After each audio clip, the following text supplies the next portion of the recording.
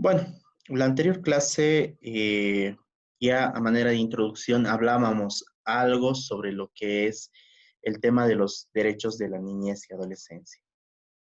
Eh, y partíamos de la idea de que la constitución política del Estado en realidad establece pilares fundamentales sobre los cuales en realidad se ha ido cambiando la doctrina o los paradigmas en realidad que tenemos en relación a el tema de la niñez y adolescencia.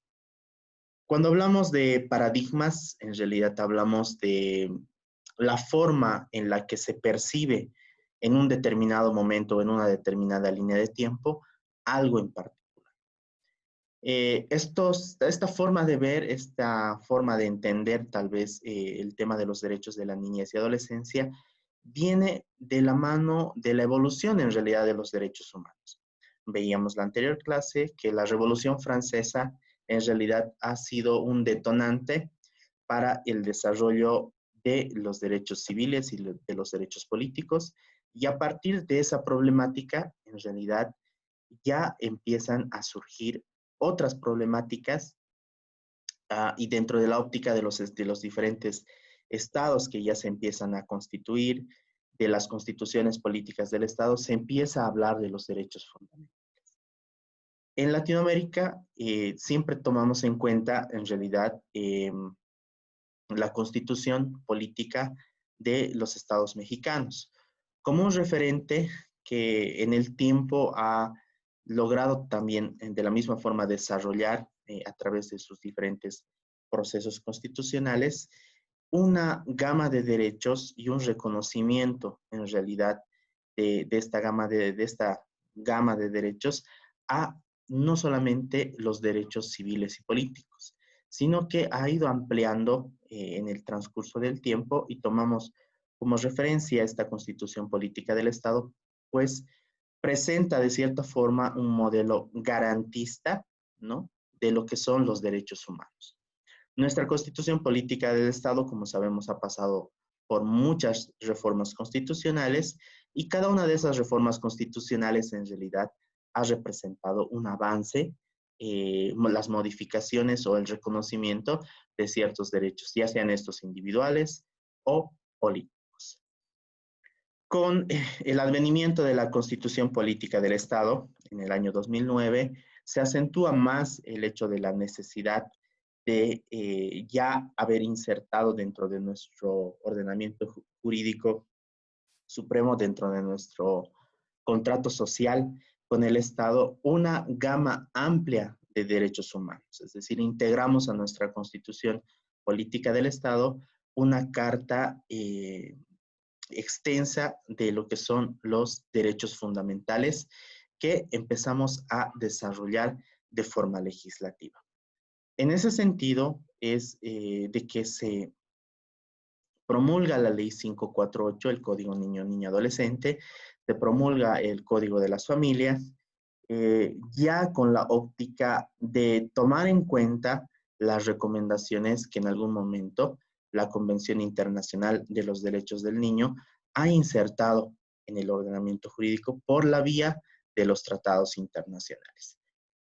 Ya la ley 548 en realidad representa un cuerpo normativo que establece en realidad una cartilla de derechos individuales y derechos colectivos que se les reconoce a los niños, niñas y adolescentes. Dejamos el esquema de la protección de la doctrina de la situación irregular para ingresar en lo que es la doctrina de la protección integral, donde vemos al niño como actor principal de esta doctrina, pero al que le reconocemos ciertos derechos, ciertas garantías, y de la misma forma en ese rol y obligación que tiene el Estado, le reconocemos los mecanismos para que de forma individual o colectiva puedan hacer valer sus derechos, ¿no? En ese sentido, simplemente citar lo que establece el artículo 410, que en realidad establece la jerarquía normativa, la prelación normativa, ¿no? Dentro de la cual se establece en realidad en la propia Constitución Política del Estado una regla en referencia a los derechos humanos. Es decir, cuando existan tratados internacionales en materia de derechos humanos que hayan sido ratificados por nuestro Estado boliviano, y estos contengan derechos más beneficiosos en materia de derechos humanos, estos se deben aplicar con preferencia a la normativa.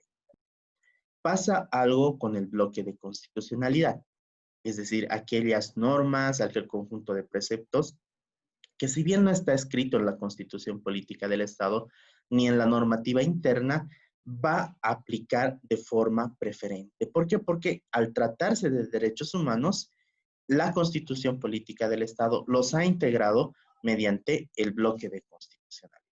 Es así que nuestra abundante jurisprudencia, cuando habla del bloque de constitucionalidad, de la aplicación preferente de los diferentes tratados internacionales, cuando hablen de derechos humanos, o de los fallos de la Corte Interamericana de Derechos Humanos, como parte de la jurisprudencia internacional y también parte del bloque de constitucionalidad, hablamos básicamente del principio pro homine, es decir, la aplicación preferente de los derechos humanos sobre el derecho interno. Entonces, cuando hablamos de derechos humanos, básicamente nos vamos a referir que va a tener o se va a equiparar estos tratados internacionales a la Constitución Política del Estado, pues protegen derechos fundamentales que para la sociedad deben ser protegidos y precautelados. Nuestro Estado boliviano en realidad tiene una cultura de ratificación de los diferentes instrumentos internacionales, especialmente cuando se trata de derechos humanos. Nos hemos ido adhiriendo y hemos ido en realidad incorporando a nuestra normativa interna diferentes instrumentos internacionales, como la Convención sobre los Derechos del Niño, la Convención relativa a la venta de niños, prostitución infantil, la utilización de niños en la pornografía. Recordaremos que como Estado se emite una ley contra la trata y tráfico. Penalizamos e individualizamos las conductas, en realidad, que van a ser consideradas trata y tráfico. Y en esa norma vamos integrando, en realidad, las penalizaciones y las recomendaciones que hacen los estados miembros de estas convenciones, justamente para evitar la venta, la prostitución, la trata y tráfico de niños, niñas y adolescentes con fines sexuales, con fines laborales. Y ya en realidad la norma interna, la ley contra la trata y tráfico de personas, ya establece un marco normativo, un marco regulador y un marco también punitivo, ¿no? Estableciendo penas, modificando el Código Penal boliviano. Esto en razón de esas ratificaciones o de esa adhesión de parte de nuestro Estado a estos instrumentos.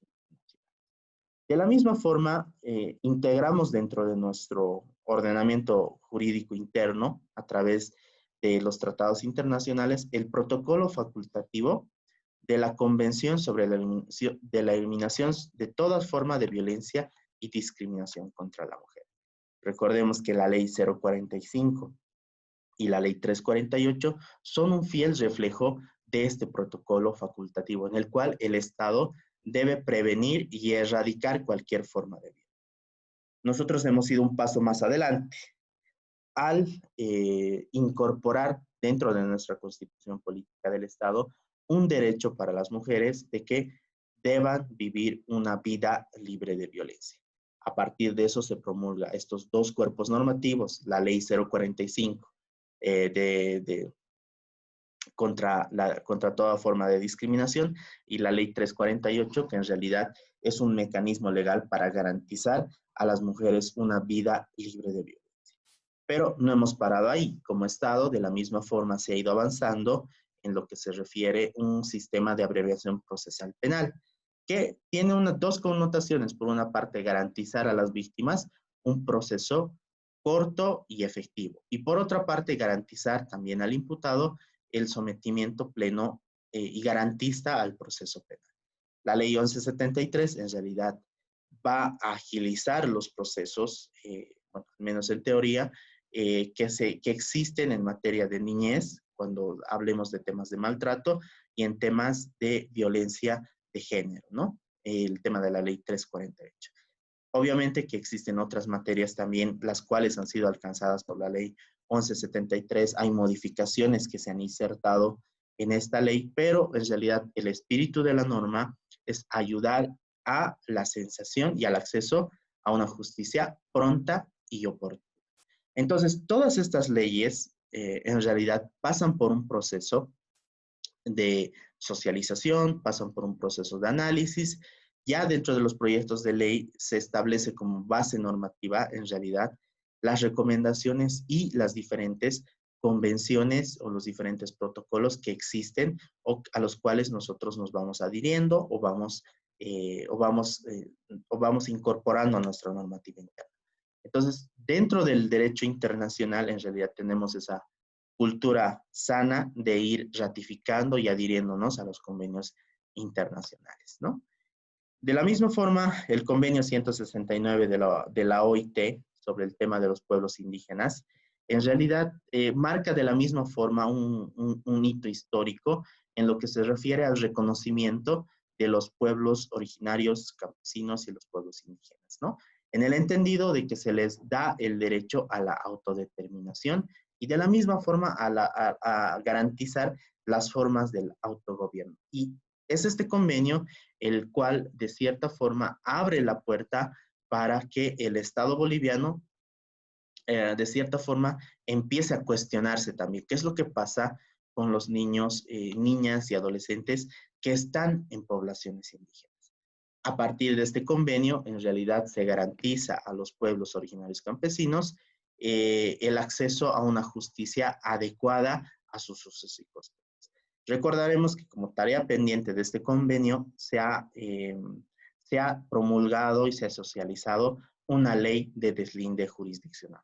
Pues recordemos que nuestra Constitución Política del Estado, dentro de las diferentes jurisdicciones que le reconoce al órgano judicial, se encuentra la jurisdicción indígena originaria campesina, que deba estar regulada por el Estado. Y a partir de eso se emite la ley de deslinde jurisdiccional, por el cual se establece los mecanismos por los cuales los pueblos indígenas, originarios o campesinos pueden ejercitar el derecho a sus mecanismos de justicia.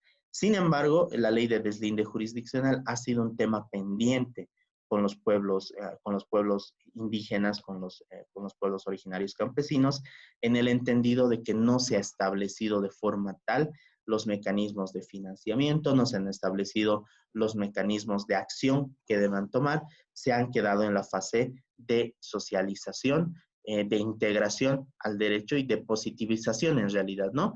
Una de las tareas pendientes que quedaban con el tema de la ley de deslinde jurisdiccional era, por una parte, la asignación de recursos, la asignación de las jurisdicciones y competencias, que en el tiempo han quedado como una tarea pendiente con el Estado. Pues la ley de deslinde jurisdiccional, si bien está vigente dentro del territorio nacional, no ha tenido un desarrollo, especialmente con el tema de la positivización, ¿no? Recordemos que dentro de ese marco se ha ido también estableciendo otras tareas pendientes, como el hecho de las cartas orgánicas, en las cuales de la misma forma debería establecerse el marco presupuestario para, de cierta forma, garantizar a la justicia originaria o a esta jurisdicción originaria campesina la asignación de ciertos recursos, medios materiales, para que ellos puedan ejercitar sus mecanismos de justicia. Sin embargo, a nivel de lo que ya es la propia ley, se ha establecido los límites y la separación de qué temas pueden ver en la justicia comunitaria o en la justicia o en esta justicia originaria campesina y qué asuntos en realidad están excluidos y le quedan reservados a la justicia ordinaria.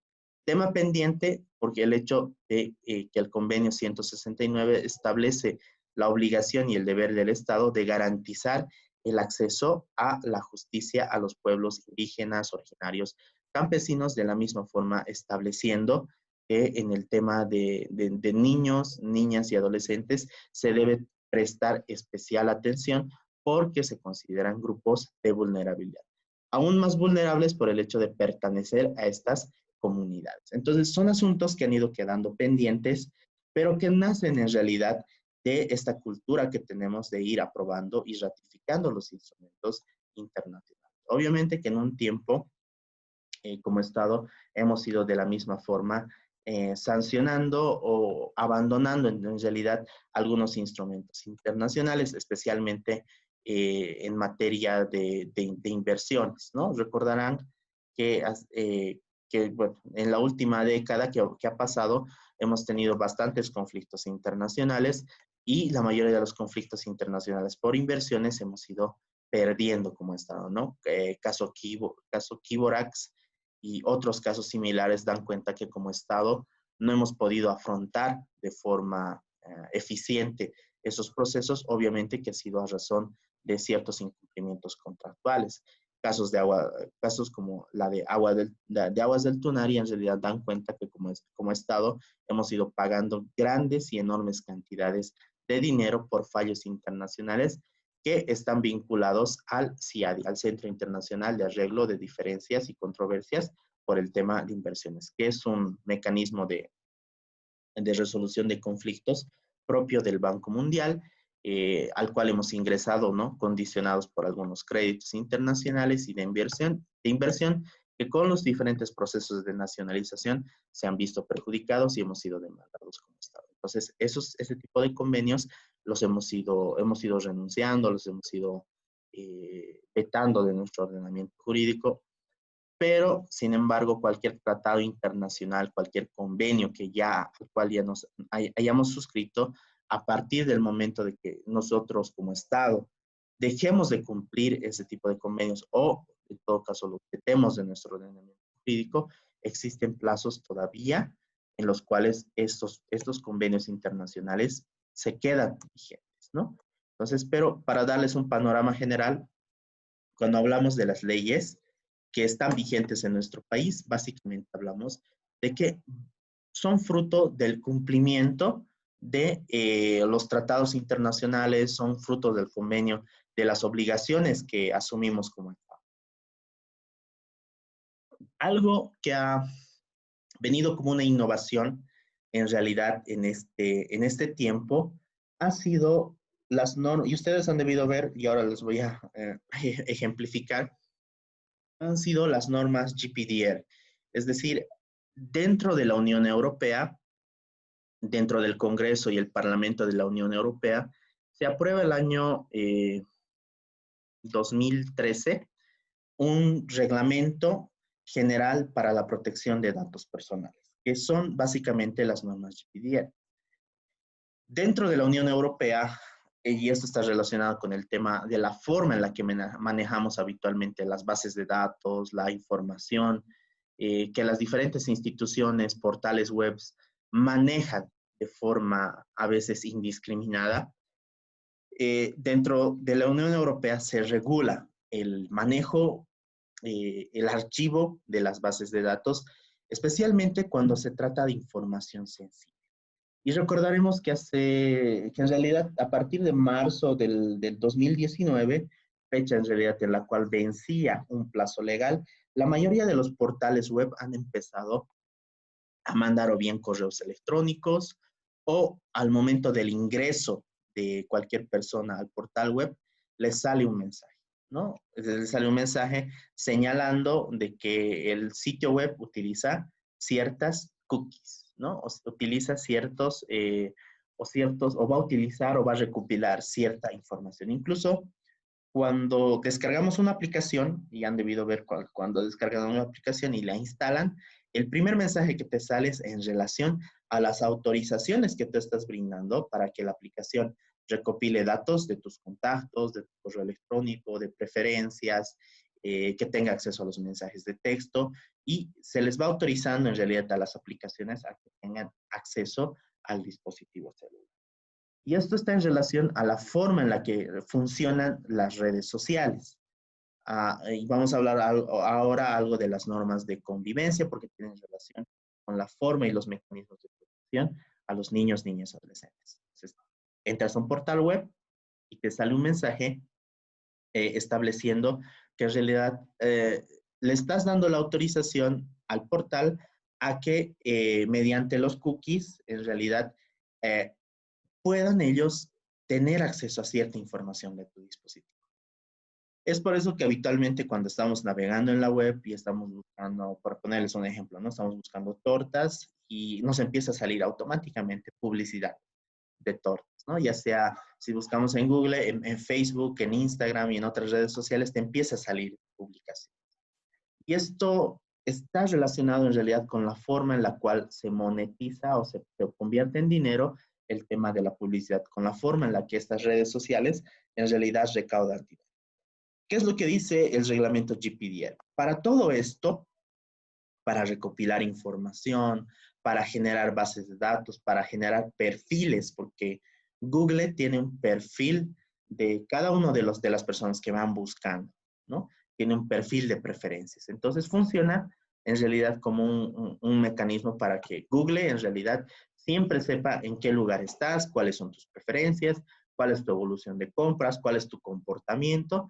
Y estos datos sirven en realidad para que empresas o personas o particulares puedan generar campañas de publicidad directamente direccionadas a ese grupo que habitualmente busca este tipo de preferencias. Entonces, ya se ha vuelto un mercado internacional, multimillonario, que básicamente se ocupa de brindar información, ¿no? Y brindar información sobre preferencias y demás.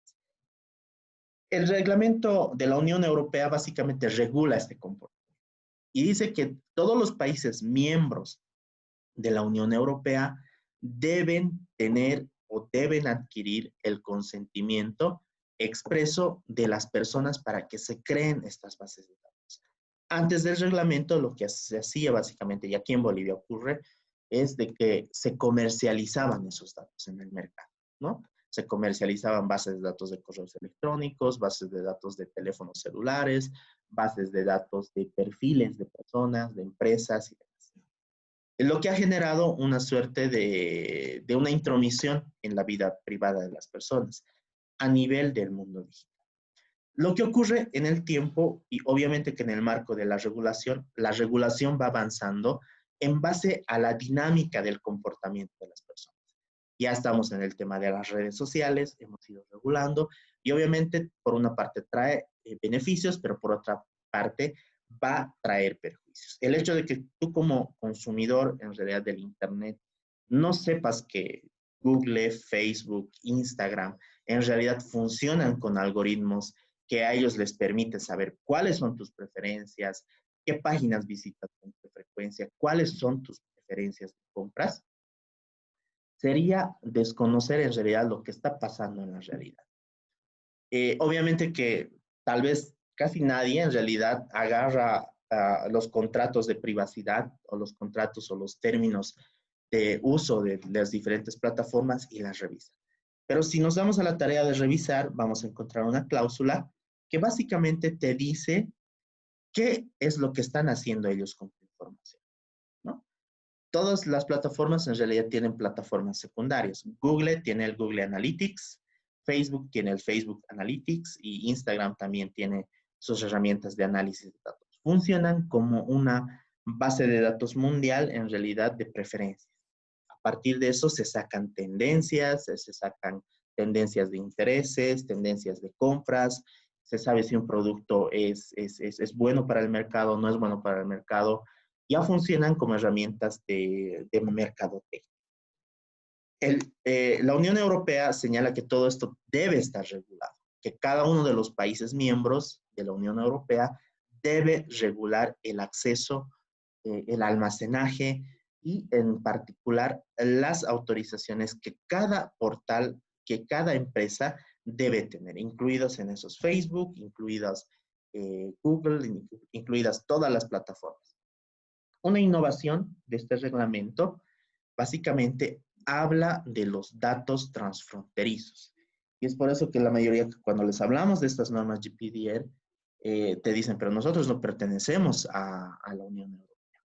Ojo que en realidad, en el tema de estas normas, hablan de los datos transfronterizos. Es suficiente que la información que estemos manejando, independientemente del país que estemos manejando, pase por algún servidor que está en algún país de la Unión Europea. Si esto pasa, está alcanzado por las normas y por los reglamentos. Ha habido un conflicto, no sé si recordarán, hace un par de años en realidad con la plataforma Facebook y el gobierno y el Departamento de Estado de los Estados Unidos, por el cual básicamente se denunciaba que Facebook lo que estaba haciendo era facilitar información de preferencias de votos, de inclinaciones para el tema de los votantes a ciertos partidos políticos, ¿no? Y a raíz de eso, en realidad, se ha ido regulando un poco más el tema del Facebook y el uso de las campañas de Facebook en temas políticos, por el hecho de que, de cierta forma, puede generar una tendencia, este tipo de plataformas sociales, y deban tener una, o deban modificar en realidad o direccionar una intención de voto. Entonces, a partir de eso es que se va regulando, se va integrando en sus normas de comunidad, porque justamente, en realidad, dentro del marco de prohibiciones del uso de datos, en realidad te tendría que consultar primero para ver si tú estás con esa, o puedes brindar tu consentimiento expreso para poder autorizar el uso de esa información, de compartir. ¿No? Porque ahora ya dentro de las normas GDPR no solamente las empresas te tienen que decir qué información están recuperando, qué están recopilando, sino que te tienen que decir de la misma forma con quiénes específicamente van a compartir. Entonces, si vemos los contratos o los términos de uso que tiene cada plataforma, vamos a ver exactamente con quiénes están compartiendo nuestra información. Y si revisamos esos portales, nos vamos a dar cuenta que en realidad, a partir de ese momento, en realidad, eh, se comparte la información de forma abierta hacia ciertos portales que sirven como portales de análisis de datos o como bancos de datos. En el tema de niñez y adolescencia, obviamente que ocurre todo esto. Los niños tampoco no están lejos de esta realidad del acceso a las redes sociales. Las normas de comunidad establecen que para el uso de estas plataformas, la edad mínima es la de 18 años, o en el caso de algunos países, de 21 años. Sin embargo, existen muchos niños que burlan en realidad algún mecanismo de Facebook, que son mecanismos no nada complejos para ver este tema, y crean cuentas, ¿no? Dentro de las redes sociales. Que dentro de las normas de uso y comunidad esto está básicamente prohibido, hay ciertas regulaciones, ciertos requisitos, tiene que existir otro tipo de protecciones, otro tipo de autorizaciones, incluso de los padres de familia. Eh, lo propio pasa con la plataforma del YouTube, pero YouTube en realidad, dentro de ese marco, lo que ha sido aperturar otra plataforma que se llama YouTube Kids y es justamente para precautelar el acceso, comunicación, ubicación y tema de preferencias en el tema de los niños, niñas. Y esto está vinculado en realidad habitualmente a una cuenta de una persona que es mayor de 18 años. Entonces, para las normas GDPR, en realidad, esto está condicionado al hecho de que exista la autorización del padre de familia para el uso, difusión, comercialización y almacenaje de estos datos personales.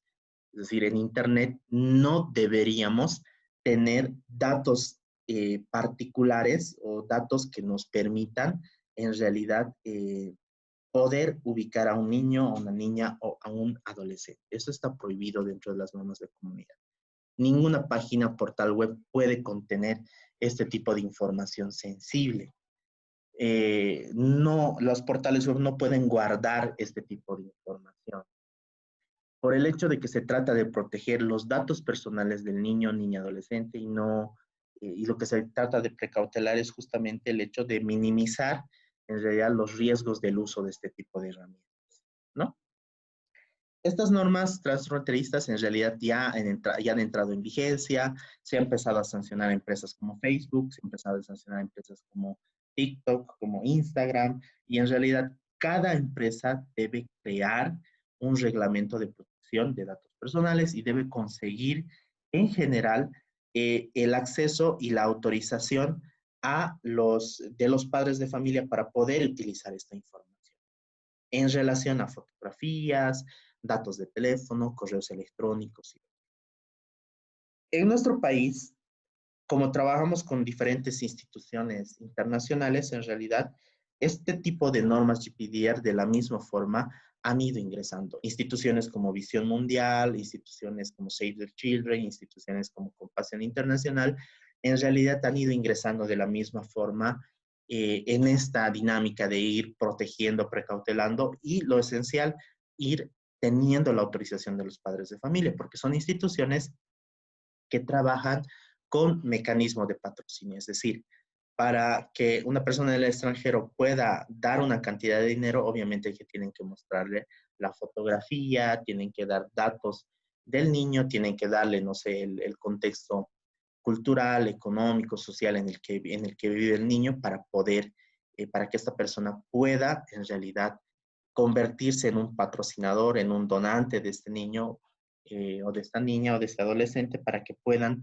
ellos tener acceso a los diferentes programas. Y obviamente que en ese sentido, bueno, se les va sacando fotos a los niños en este tipo de programas y proyectos, se va generando una base de datos de información, ¿no? Del núcleo familiar, de evolución en el tema de salud, si es que tiene alguna condición médica.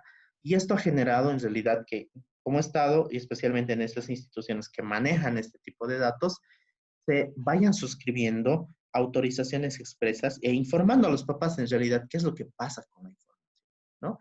Dentro de los mecanismos de patrocinio que tienen estas instituciones, habitualmente existe la posibilidad de que estas instituciones utilicen la información con fines estadísticos, con fines demostrativos, pero que también utilicen con fines de encontrar financiadores que puedan seguir sosteniendo este tipo de programas. Entonces, como Estado, tampoco hemos estado lejos de esto, porque muchas de las veces los financiadores de estos niños se encuentran pues en países de la Unión Europea. Entonces, se debe cumplir la regulación porque en realidad esta regulación implica una sanción para los portales web, para las empresas, que puede ir hasta de los 10 a los 20 millones de euros. No creo que, si mal no recuerdo, fueron la primera sanción que tuvo en realidad Google por este tema fue cerca a los 12 millones de dólares, ¿no? Por infracciones justamente a estas regulaciones. Entonces, este tipo de regulaciones, este tipo de normativas, este tipo de evolución en realidad de la protección de datos que tenemos, en realidad viene a contrarrestar los efectos comerciales, ¿no? Por ejemplo, aquí en Bolivia, y pueden ver ustedes, verificar en Internet, venden bases de datos. Si quieres una base de datos de empresas, para, no sé, enviarles información, enviarles catálogos y demás. Posiblemente te den una base de datos de 30,000, 40,000 o 50,000 empresas con números de teléfono o personas y te lo vendan a $100 o a $150. Y en realidad es un negocio, ¿no? El hecho de vender este tipo de información. Por eso, habitualmente, si alguna vez se han inscrito en algún curso, van a, eh, van a tener van a tener el hecho de que de algún número de teléfono les empiecen a escribir y les empiecen a mandar cursos, ¿no? Tal vez sean personas que ni siquiera las conocen, no las tienen agregadas, pero les empiezan a mandar publicidad, les empiezan a mandar resultados. Son este tipo de empresas, en realidad, las que consumen este tipo de productos a nivel interno, ¿no? Y dado que la regulación interna que tenemos todavía no ha llegado a ese nivel, obviamente esto se lleva a un tema de comercialización, es decir, los datos que ustedes brindan en los diferentes formularios de preinscripciones y demás, son datos que en algún momento van a ser comercializados con estas empresas, ¿no? Eventualmente van a recibir este tipo de publicaciones, correos electrónicos y demás. Entonces, La parte negativa tal vez de que nuestro Estado no tenga una regulación específica por el manejo de base de datos, ¿no? Y esto está en relación a todo lo que hemos ido hablando, pero esto viene como una novedad normativa que habitualmente pasamos de lado, pero en realidad, si es que tomáramos atención, esto también tiene un porqué. El hecho de que nos salga en un portal web un mensaje que nos diga que van a utilizar cookies o que van a utilizar o van a recuperar algún tipo de información, eso implica que estemos dando nosotros nuestro consentimiento expreso para que mediante algún código de computación, en realidad, saquen información de nuestros dispositivos y en realidad la utilicen para poder analizar, para poder incluso mostrarnos la publicidad. No es desconocido de que cuando entramos en un portal, en realidad nos sale propaganda de Intel, de Tigo, de incluso o de otras empresas, y en realidad que utilizan los servicios de publicitarios de Google. Entonces, utilizan este tipo de algoritmos, páginas, espacios de publicidad justamente para generar, ¿no?, el tema de sus ventas, promociones, publicidades y demás. Funciona de esa forma, lamentablemente, el mundo digital. La publicidad se ha convertido en un medio de subsistencia para muchas personas y es un medio que genera, ¿no?, cantidades enormes de dinero. En ese marco,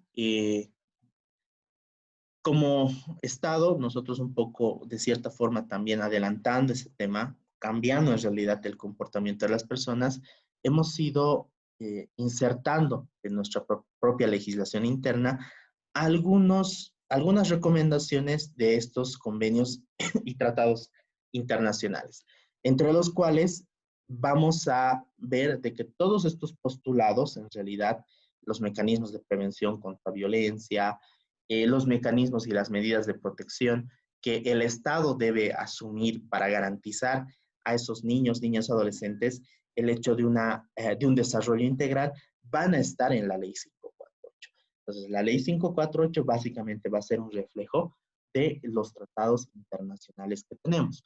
Por ejemplo, en referencia al derecho a la imagen, hemos debido ver que en la mayoría de los medios de comunicación, a partir de la promulgación de la Ley 548, se ha empezado a difuminar los rostros de los niños. Recordaremos que antes de esta ley, en realidad los medios de comunicación lo que hacían era mostrar el rostro de la víctima, no había una difuminación en realidad de las caras de los niños, entonces se podía ver abiertamente el tema de los niños. Obviamente en algunos medios amarillistas lo que ocurría se mostraba incluso el tema de la víctima, ¿no?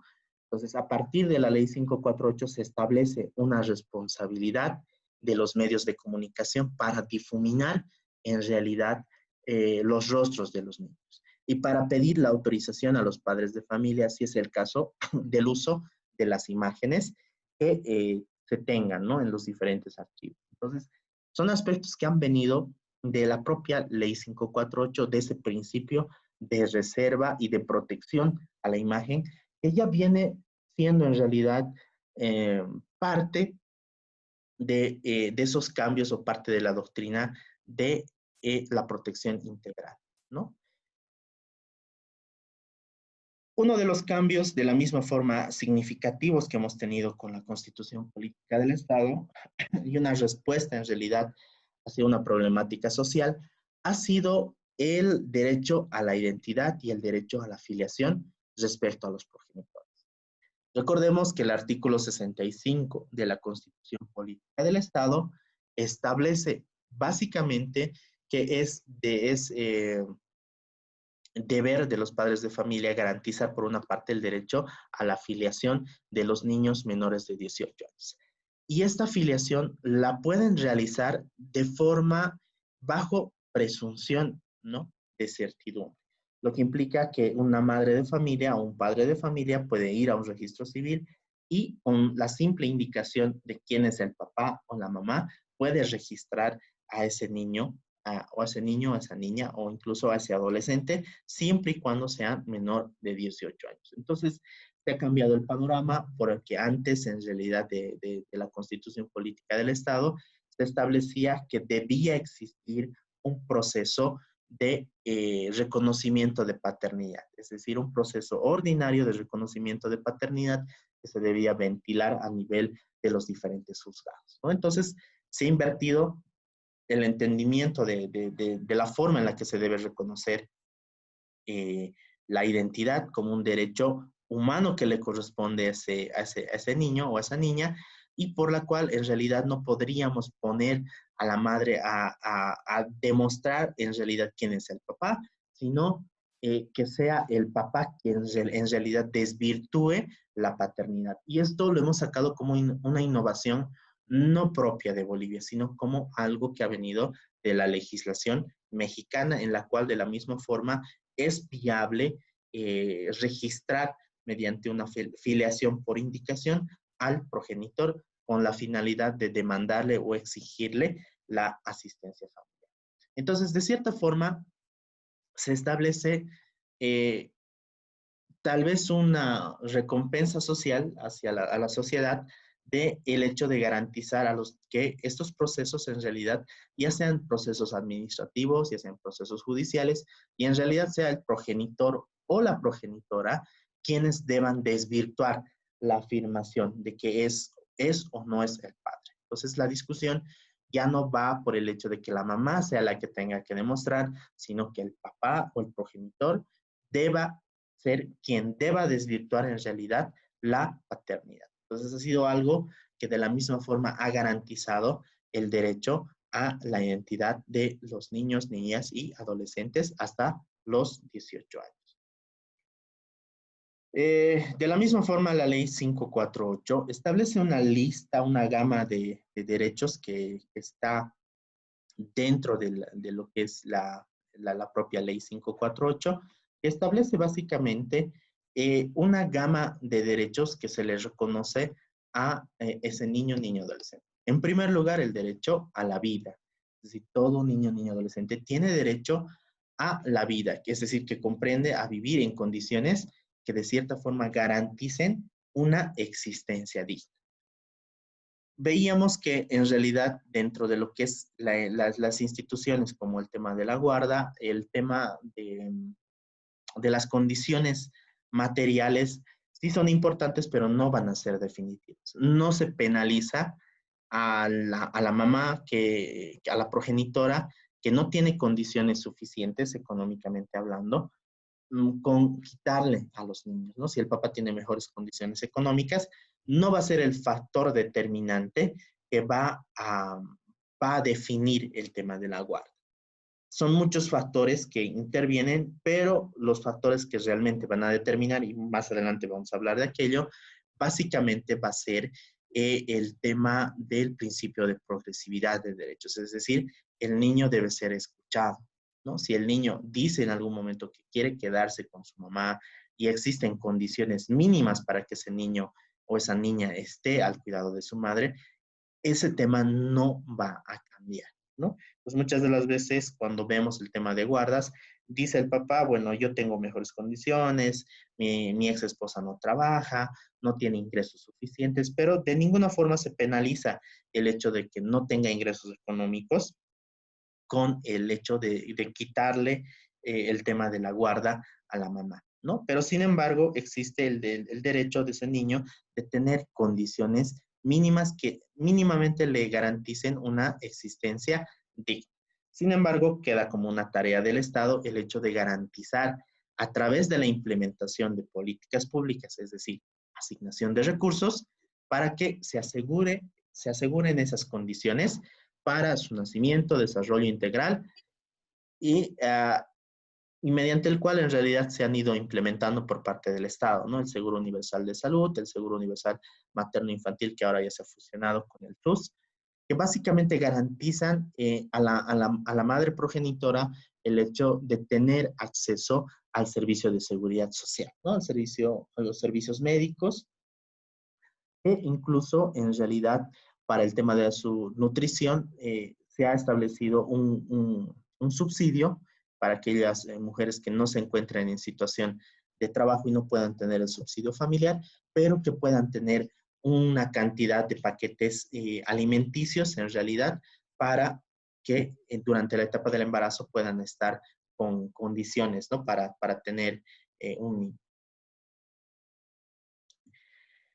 De la misma forma, se establece el derecho a la salud, como decíamos, como un derecho de los niños, niñas o adolescentes, pues el Estado y los padres en realidad deben garantizar el acceso a los servicios de salud, es decir, a ese bienestar físico, mental y social. Recordemos que la definición de persona saludable en realidad es aquella persona que tiene las condiciones o el bienestar físico, mental y social, ¿no?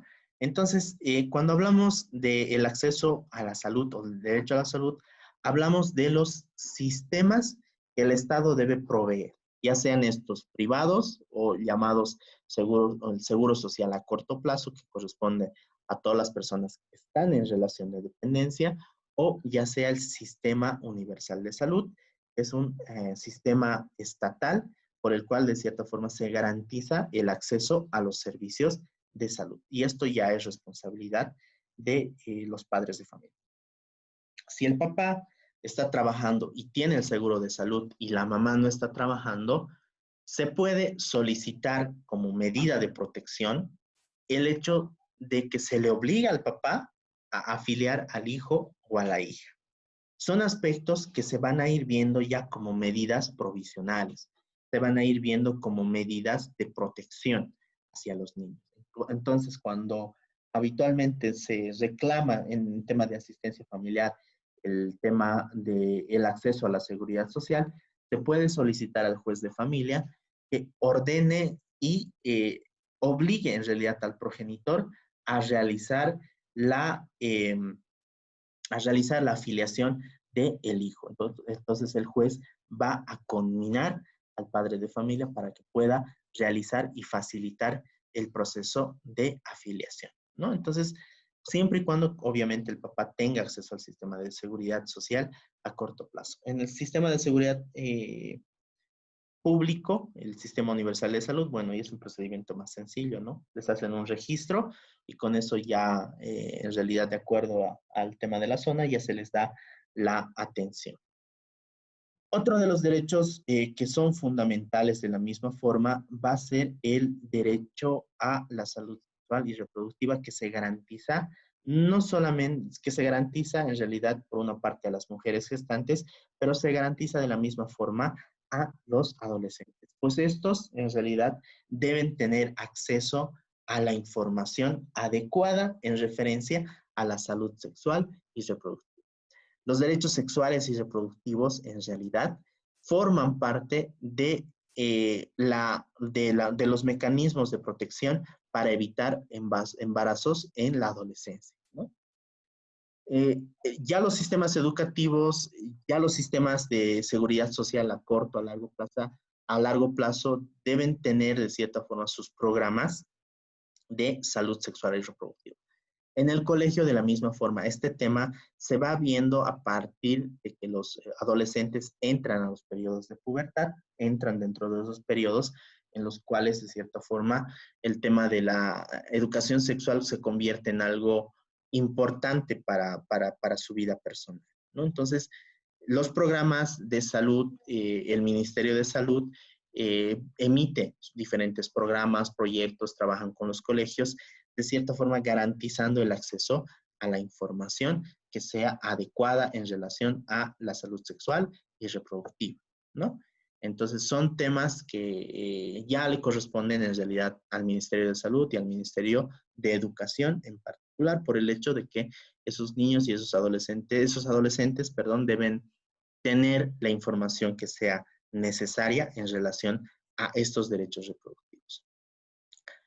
Derechos de los niños y niñas en situación de discapacidad. Esto se refiere básicamente a que los niños, adolescentes que están en situación de discapacidad, en realidad van a tener un sistema de seguridad social incluso que va a ser permanente, ¿no?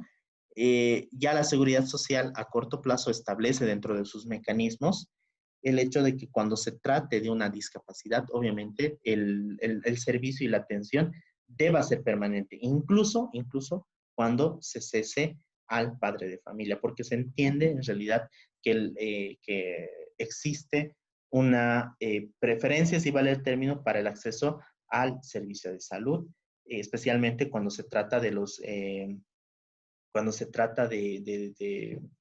de la seguridad social a corto plazo. El derecho al medio ambiente, bueno, está relacionado al hecho de que los niños deben crecer en ambientes saludables, ¿no? Esto está en la ley 1333, la ley de medio ambiente, que establece básicamente la regulación para que los diferentes municipios, gobernaciones, instituciones precautelen y protejan el tema del medio ambiente. El derecho al agua y al saneamiento con calidad, recordaremos que está en la Constitución Política del Estado y se debe garantizar a través de la asignación de recursos, de la generación de proyectos, para que los niños, niñas y adolescentes tengan acceso al agua y a los servicios básicos que debería tener toda persona, ¿no? Entonces, los de servicios básicos se han constituido ya en un derecho fundamental. Es algo que el Estado no puede negarles a las personas, ¿no? Incluso en comunidades que están alejadas y que no tienen acceso a los sistemas de saneamiento básico, las autoridades pueden ser objeto de una acción de cumplimiento, pueden ser objeto de un procesamiento legal cuando de cierta forma no existe en una comunidad estos servicios de saneamiento básico. Entonces, ya las autoridades entran con una responsabilidad en estas comunidades de brindar un programa de acceso a los servicios básicos, ¿no? Electricidad, luz, alcantarillado y demás. Derecho a la familia. Los niños tienen derecho de poder tener una familia estructurada con papá, con mamá, ¿no? En los casos que esto no sea posible, obviamente que se debe garantizar la estabilidad emocional de ese niño, niña o adolescente. Entonces, el derecho a la familia va a constituir ese derecho que van a tener o esa garantía que le va a dar el Estado de protección al niño a través de la familia, ¿no? Los derechos de la niña, niño con madre, padre privados de libertad. Bueno, eso tiene relación con lo que hablábamos la anterior clase.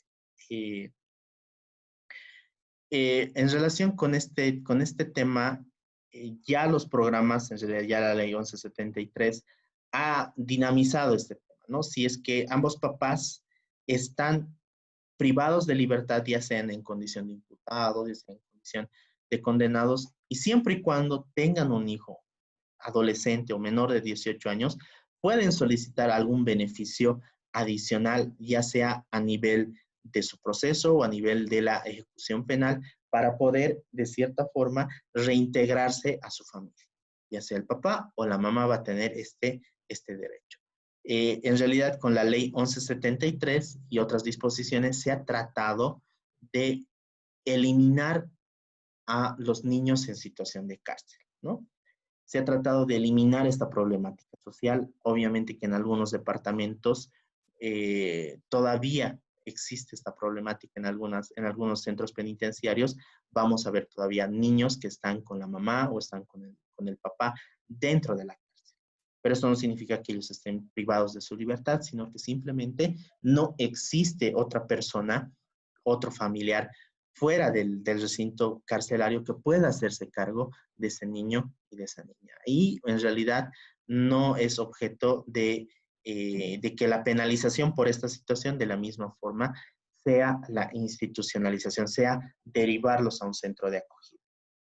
Entonces, en el marco de ese derecho a la familia, se garantizan que en relación al madre o al padre privado de libertad, este pueda ser sujeto de un beneficio carcelario o ya sea de un beneficio de extramuro para poder cuidar y garantizar en realidad el derecho de ese niño, niña, adolescente de tener una familia. Obviamente que va a estar sujeto a ciertas condiciones legales. Por eso es que en los últimos 4 años, perdón, se ha ido promulgando de forma consecuente en realidad el tema de las leyes de amnistía, ¿no? De los decretos presidenciales de amnistía para ir rebajando el tema de la población carcelaria y por otra parte para que estas personas que tengan o se hayan embarazado en el tema, en situación de cárcel, o que tengan niños menores de 18 años y no tengan otras personas quienes las cuiden, puedan beneficiarse de cierta forma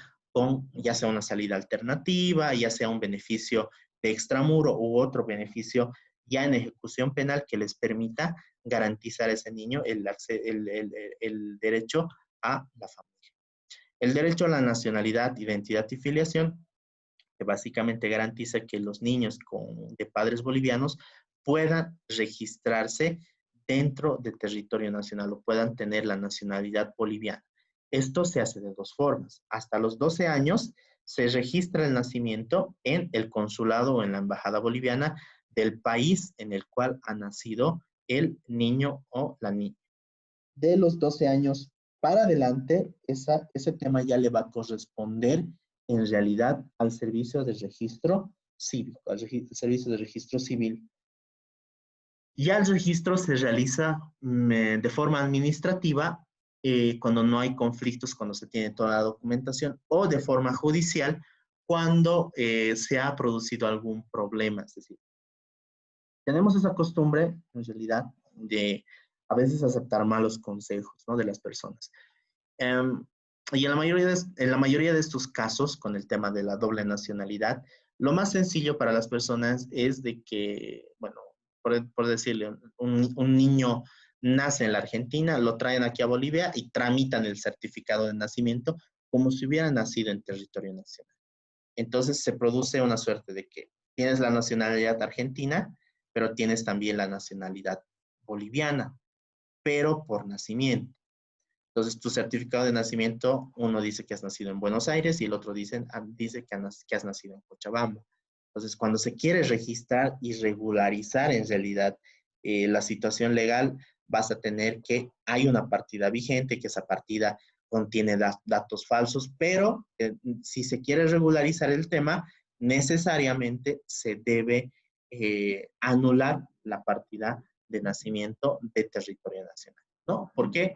La partida de nacimiento básicamente debería reflejar los datos de nacimiento de la persona, ¿no? Entonces, al falsear los datos, se genera una suerte muchas de las veces de que van a tener dos documentos o se registran en la Argentina con un nombre y aquí en Bolivia se registra con otro nombre.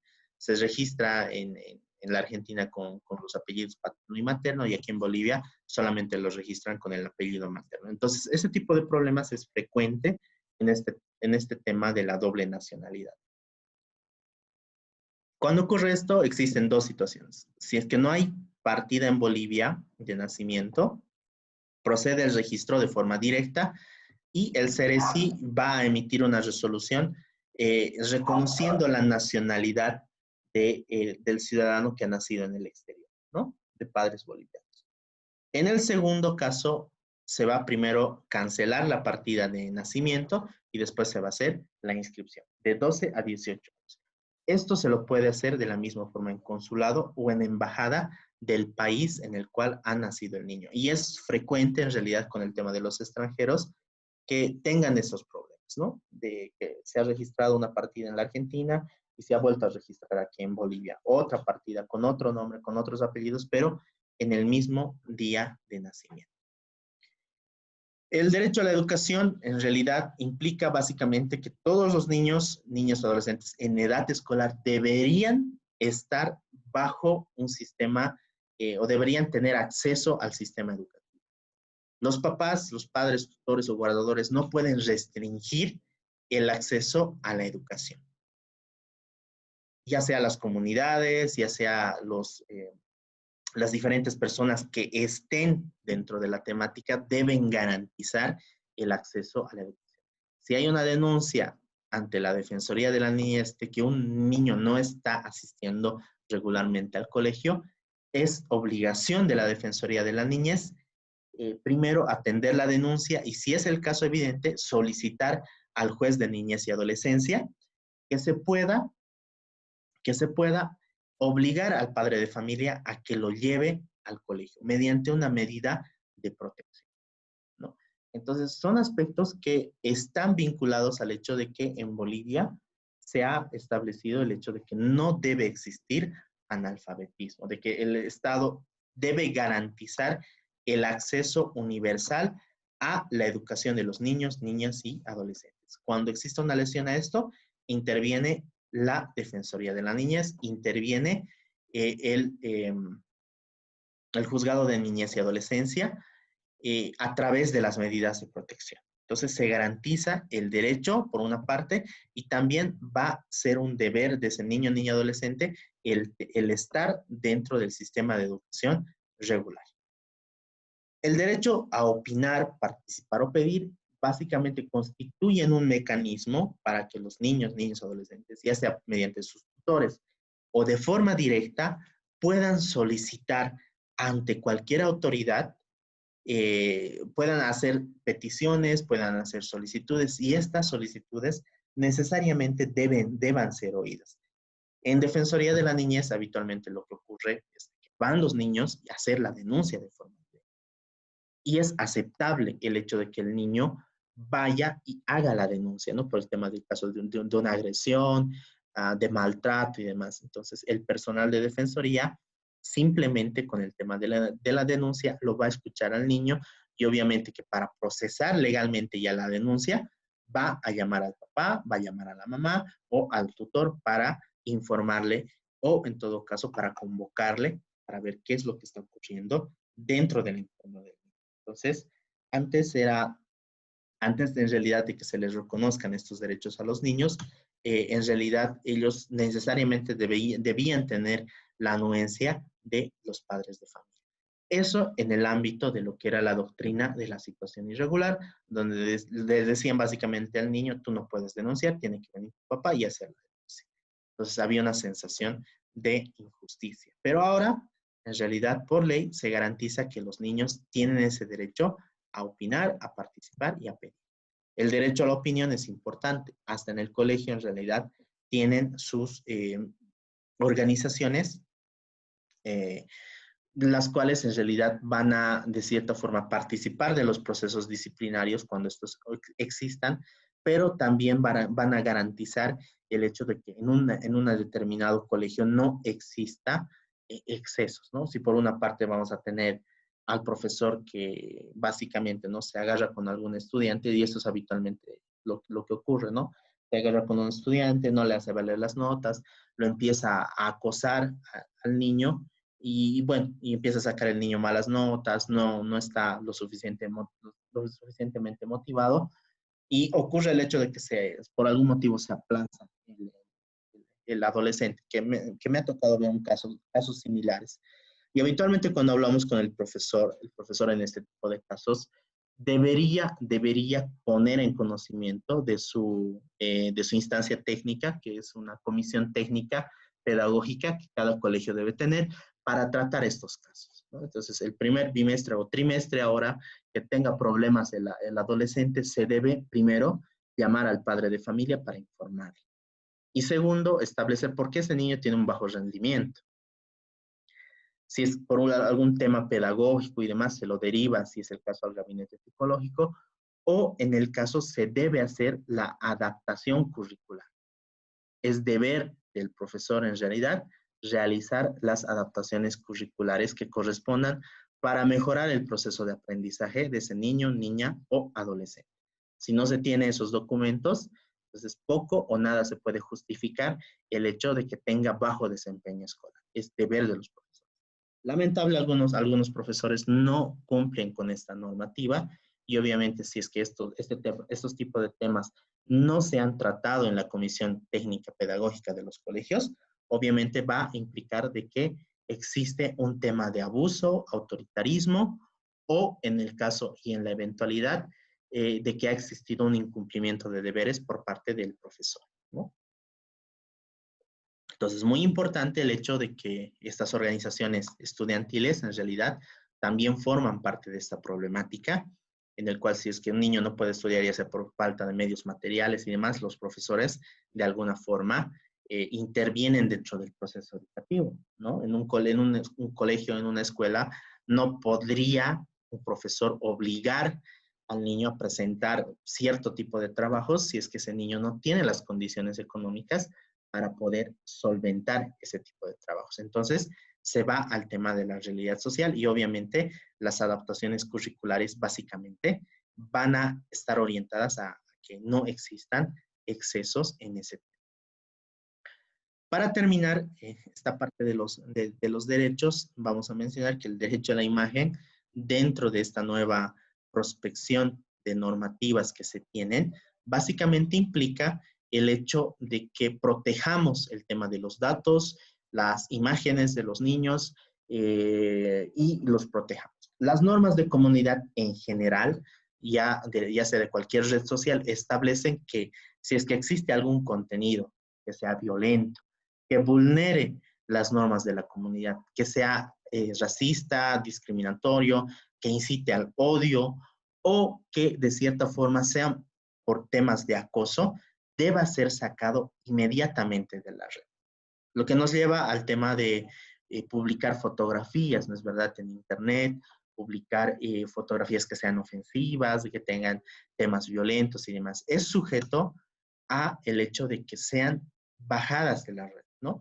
Y en realidad en este tiempo, todo el tiempo de la campaña electoral que hemos tenido, hemos ido viendo en realidad que aparecían ciertas publicaciones, en algún momento se las denunciaba y se las bajaba de las redes sociales, especialmente cuando se generan, ¿no? Por personas que no tienen sus datos correctos en el tema de las redes sociales. Entonces, es importante conocer un poco de este tema de las normas de comunidad. Vamos a ir ahondando un poco más cuando veamos el tema de los tipos de violencia que se van generando, pero en términos generales, ya los tratados internacionales, la normativa interna y este tipo de regulación internacional de cierta forma garantizan de que va a existir un cambio en el comportamiento, ¿no? De los estados, de las personas, de la sociedad frente a los derechos de los niños. Comentario aparte, me ha tocado un par de veces en realidad sacar contenido de internet mediante quejas ya directas a los administradores de ciertos portales por el hecho de publicar contenido que contiene información sensible de los niños, niñas, adolescentes. Por ejemplo, el tema de los informes psicológicos, y he tenido un caso con una psicóloga, estaban publicados en un sitio en el cual se comparte información. Entonces, hicimos el reclamo al portal para que suspenda la cuenta, por una parte, y por otra parte, para que baje las publicaciones y los documentos que estaban en línea. Y habitualmente las páginas responden dentro de las 24 o 48 horas. Sin embargo, de la misma forma, Google tiene un sistema de protección, de búsqueda. Es decir, si tienes información que es sensible, hay formularios y mecanismos para bajar la información o para que esa información no sea encontrada o sea omitida dentro de los motores de búsqueda, ¿no? Y esto es en cumplimiento en realidad de esa normativa. Si las personas que tienen tu información no tienen tu autorización, obviamente que se tiene que bajar de la red. Y es obviamente este tipo de situaciones pasa en el tema de las redes sociales, ¿no? Se crean cuentas falsas, publican fotografías, información que es ofensiva o que es dañina, y existen los mecanismos para que las redes sociales revisen y bajen esa información. En el tema de niños pasa lo propio, ¿no? No pueden existir abiertamente fotografías de niños en el tema publicitarios, ya van a ser objetos de que sean denunciadas las publicaciones y sean suspendidas las cuentas, ¿no? Por si acaso suspenden la primera vez para información general, ¿no? 3 días te suspenden la cuenta, 3 días, de 3 días a una semana, y la segunda suspensión en realidad es de que te inhabiliten la cuenta y pierdas la mayor parte de los datos y no tengas acceso a la cuenta, ¿no? Es información importante porque no estamos lejos de que algún familiar por algún motivo sea acosado, ¿no? Por el tema de redes sociales, y no sirve la información para poder saber de que se puede bajar la información, que existe el mecanismo legal para bajar la información, ¿no? Entonces, tal vez si alguno de ustedes tiene alguna consulta, comentario.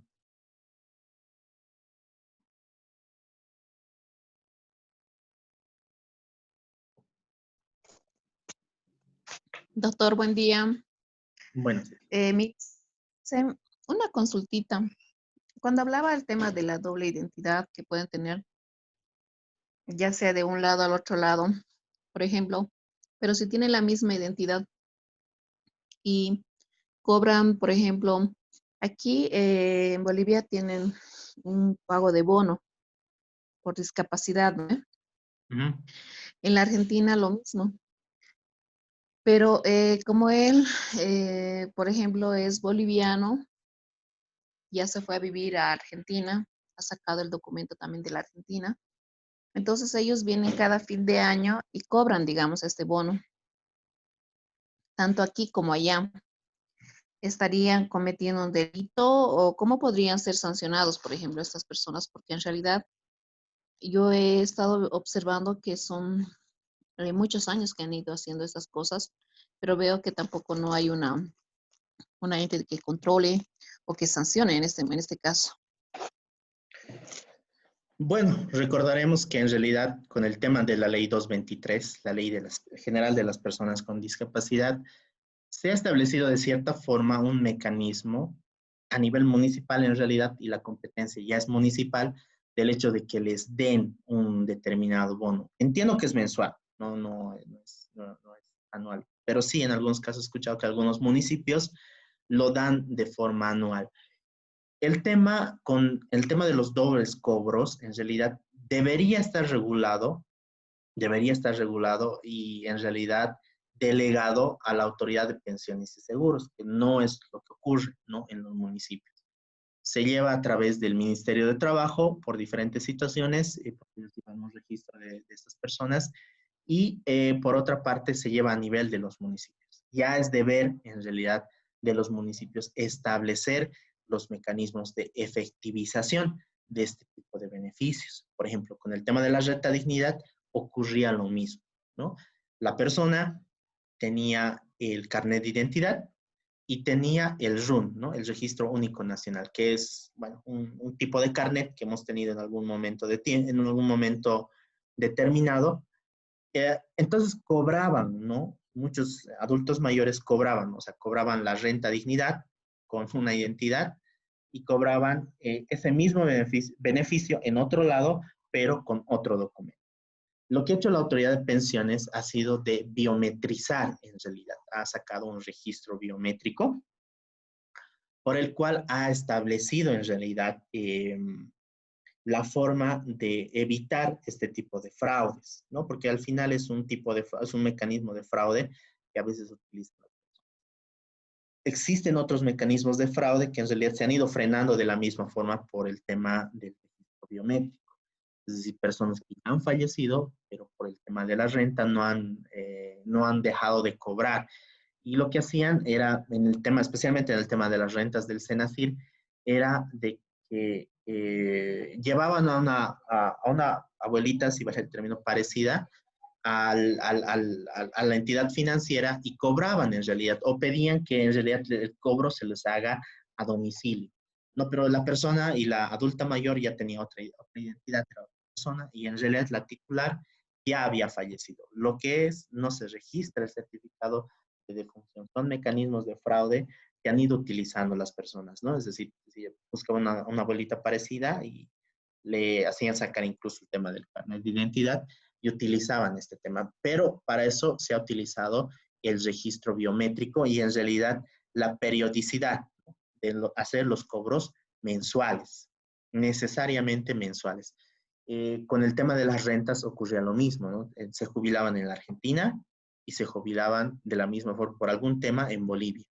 Entonces, tanto, por ejemplo, Argentina y Bolivia lo que han ido haciendo ha sido ir uniformando los procedimientos de pago de la seguridad social.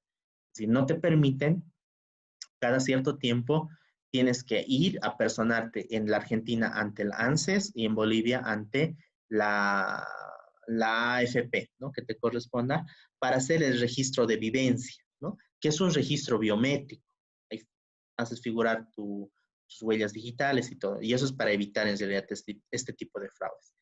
Pero en realidad con este tipo de modalidades de doble cobro de beneficios, en realidad dentro de la legislación no está prohibido en realidad, no está penalizado, no está tipificado. Y el tema va por el hecho del mecanismo de regulación que tiene el municipio para realizar estos cobros, ¿no? Si hay la permisibilidad de que lo hagan anualmente, obviamente que el margen de mecanismos de fraude que pueden existir en este tema es pues, bastante, ¿no? Versus el hecho de que si lo hacen de forma mensual y hacen un procedimiento similar al de las AFPs de control de vivencia, porque me imagino que está ocurriendo algo, situaciones similares, ¿no? En algunos municipios que están pagando el beneficio, el titular ya fallece, pero por algún motivo buscan a otra persona con características similares y lo llevan y simplemente para cobrar, ¿no? Son cosas que en realidad lamentablemente se dan ya sea en diferentes núcleos, pero son mecanismos de fraude. Pero, como te digo, no es delito, no está tipificado por el hecho de que son dos fuentes de financiamiento diferentes. Uno es el boliviano y otro me imagino que es el argentino, ¿no? Entonces, pueden cobrar y entre tanto no exista una regulación interna, no es ilegal, ¿no? Pero en otros casos se ha ido cerrando de esa forma. Me ha tocado ver casos en el que incluso con el tema de adultos mayores especialmente, adultos mayores con doble identidad, ¿no? Porque antes era más fácil, ¿no? Ibas a la policía, creo que pagabas alguna cantidad de dinero y te daban otro carnet de identidad, o no sé, pero de alguna forma conseguían un segundo documento de identidad. Entonces, en el caso de un adulto mayor, vino, le congelaron las rentas, porque recibía dos eh, bonos, bueno, esa época era renta dignidad, ¿no? Recibía él y ya en el proceso de investigación que hizo la Autoridad de Pensiones y Seguros, ya a nivel del examen dactiloscópico que le hicieron por el registro biométrico, en realidad determinaron que él estaba cobrando de él su renta dignidad y de su hermano que ya había fallecido en el extranjero. Entonces, cuando me llega el examen dactiloscópico para ver el tema del análisis, entonces las huellas eran las mismas. La fotografía era similar, o sea, era su hermano gemelo que se fue a la Argentina, falleció en la Argentina. Entonces, este señor lo que hizo, sabiendo que su hermano ya había fallecido en la Argentina, vino con sus documentos y sacó un segundo carnet de identidad con los datos de su hermano. Entonces, cobraba la renta de él y cobraba la renta de su hermano, ¿no? Entonces, por ese motivo se le ha descubierto este tema y la sanción para el tema de la renta de dignidad con este tipo de situaciones es de que pierdan el beneficio de por vida, salvo que devuelvan el dinero que se hayan aprovechado, ¿no? Pero es difícil en realidad, siempre hay la tendencia de que pierdan este derecho. Y si verifican en la autoridad de pensiones, que es abierto en realidad, el tema de suspensión de cobro de rentas, van a ver cuánta casuística tenemos a nivel nacional, que es bastante en realidad, el hecho de las suspensiones, que les van suspendiendo el tema de las rentas, ¿no? Antes era un poco más sencillo porque no existía tanta información y ahora ya la Autoridad de Pensiones y Seguros, las AFPs, tienen los registros biométricos de las personas. Así que es sencillo identificar si una persona tiene doble identidad o no, o si está cobrando por dos personas. Pensaría uno que no sucede esto, pero en realidad la Autoridad de Pensiones y Seguros contrata peritos dactiloscópicos para hacer auditorías a sus registros biométricos y determinar, ¿no? Si una persona realmente está cobrando dos veces o no está cobrando dos veces el mismo beneficio.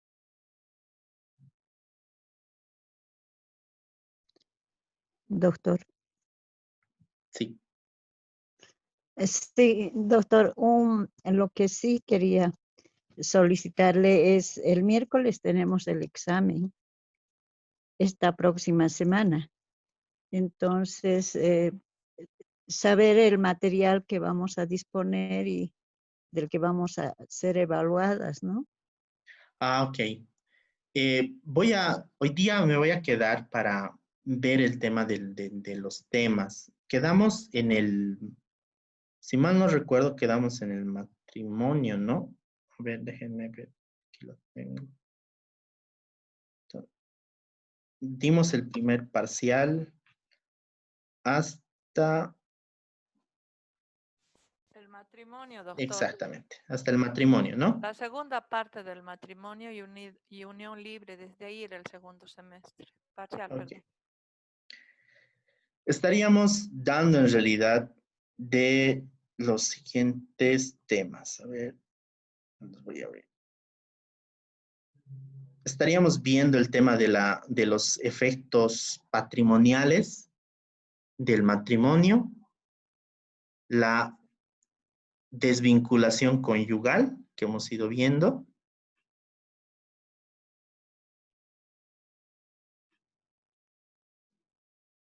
Estaríamos viendo la parte de lo que es los aspectos procesales, ¿no? Del derecho de la actividad procesal y los aspectos generales del proceso familiar, es decir, cómo están organizados los procesos y la actividad procesal, que es lo que hemos ido viendo hasta la fecha.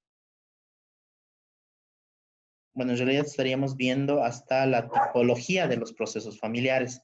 Esta parte del derecho de niñez y adolescencia, en realidad, lo vamos a integrar ya directamente al examen parcial. Entonces, simplemente estaríamos viendo hasta la tipología de los procesos familiares, ¿no? Desde la desvinculación conyugal. Creo que son 5 o 6 temas. Pero de todas formas voy a procurar en todo caso tenerles el material listo. Y la siguiente clase, bueno, es El examen, doctor. el 2, ¿no? El 3. Sí, el miércoles es el examen, el miércoles 4 de noviembre. Miércoles 4, doctor. Perdón, sí, miércoles 4. Ya, por el grupo les estaría pasando, si es el caso de algún material adicional, y les estaría pasando en todo caso la lista de temas para que lo vayan viendo en plataforma. Pero en realidad esta parte de los derechos de niñez y adolescencia lo vamos a sacar del para tema. el final. Exacto. Y no nos vamos a confundir. Bueno. Doctor, y en el Moodle, doctor, ¿está subido ya todos los cursos? Porque yo intenté ver el de la anterior clase, pero no lo ubiqué. Entonces ya. quería preguntarle si estaba ya subido el Ya. tema. Me voy a quedar ahora para regularizar el tema del Moodle, para que ustedes tengan ya la información ahora y tengan todos los links para ya sea ver el tema de las clases que hemos ido viendo o el material. ¿Está bien? Ya, doctor. Bien, doctor, gracias, muchas gracias. Quedamos en eso. Listo, que tengan un buen fin de semana. Nos vemos el día miércoles. Nos vamos a conectar un ratito simplemente el día miércoles para explicarles el tema de la dinámica. Hacer una pequeña retroalimentación de unos 10 minutos máximo para que ingresemos ya al tema del examen parcial.